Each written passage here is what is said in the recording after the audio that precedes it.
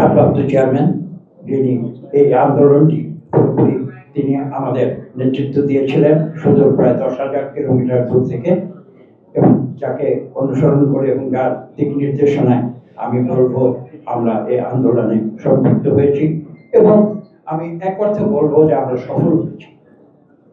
হ্যাঁ, এটা ঠিক 5ই অগাস্টের ছাত্ররা অগ্রভাগী ছিল। আমি একটা উদাহরণ দিই, খুব সাদামাটা একটা উদাহরণ, যে ফুটবল কিন্তু 11 জন প্লেয়ার খেলে, কিন্তু গোল হয়তো একজনই করে। তার অর্থ এটা নয় যে বাকি 10 জন সেই খেলাটি খেলেনি, এটা কিন্তু ঠিক। কাজে যারা এই আন্দোলনকে যদি কেউ ছাত্রদের হাতে কেন্দ্রীভূত করে দিতে চান, আমি সেটা নিষেধ করবো না, কিন্তু আমি বিনীতভাবে বলবো সেটা হয়তো সঠিক বিশ্লেষণ না হবে। সব মশার বিরুদ্ধে সুরক্ষা দিতে এলো বসুন্ধরা এক্সট্রিম অ্যারোসল, মশার বিরুদ্ধে এক্সট্রিম সুরক্ষা। আমি সবশেষে আজকে এই বইটি যারা আমাদের সামনে উপস্থাপন করেছেন এবং এটাকে বাস্তবে রূপ দিয়েছেন, আমি তাদের সবাইকে আন্তরিক ধন্যবাদ জানাই।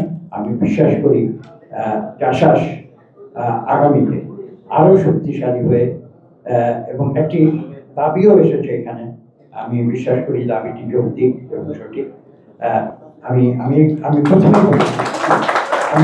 বলেছি যে সংস্কৃতি, শিক্ষা, সংস্কৃতি, সমাজ ব্যতী রেখে কোনো দেশে রাজনীতি হতে পারে না।